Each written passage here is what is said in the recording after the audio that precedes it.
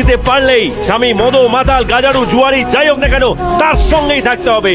এটাই আমাদের কালচার, এটাই আমাদের শিক্ষা, আর এই শিক্ষা দিয়েই আমাদের মেয়েদেরকে বড় করেছি। চুপ করে থাকো না কাকিমা, জাগো জাগো জাগো মানে ভেতর থেকে জাগতে বললাম কাকিমা। কেন তোমার মেয়ে নিজের মর্জি মতন চলবে? কেন কারো কথা শুনবে না? কেন স্বাধীনভাবে চলবে? কাকিমা আটকাও, বন্ধ করে দাও। এটাই আমাদের সংস্কৃতি, এটাই আমাদের ঐতিহ্য, এটাই আমাদের কালচার। বাংলার মা আমার রায়ে ইনকিলাব জিন্দাবাদ।